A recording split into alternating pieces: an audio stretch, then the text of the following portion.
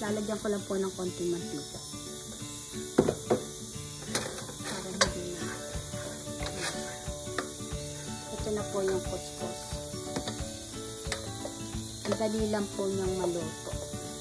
Ang rice 20 minutes pong maluto. Ito sandali. 5 minutes lang. Pwede nyo po lagyan ng sahog. Pwede rin just plain. Kayo po bahala. It's up to you. I-mix lang nyo po ito. Yan. Tapos, ilagyan ko po siya ng olive oil. Kanyang, yung lemon zest, lemon juice, saka po, yung oil. Ganyan lang po. Yan po yung lemon zest. Kuskus.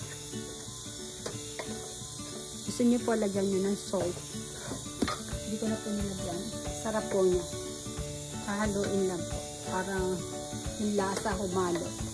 Ito po ang instruction ng kuskus. Ayan po siya.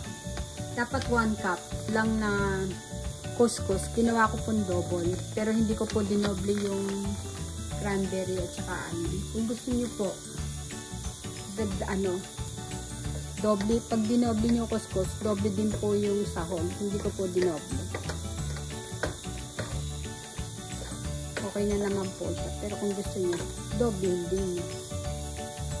Sarap na.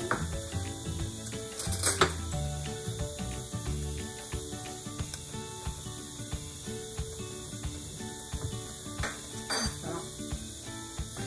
Sarap po. Ito na po siya. Sarap po niya. Ayan.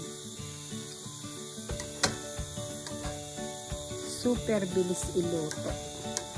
Magpakulo lang kayo ng tubig. Ilagay nyo yung kuskus. Lagyan nyo ng tubig. Takpan. In 5 minutes yun. Yummy food.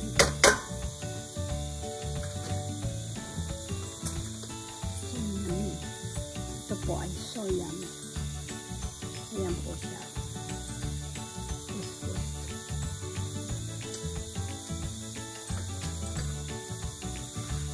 Ang sarap.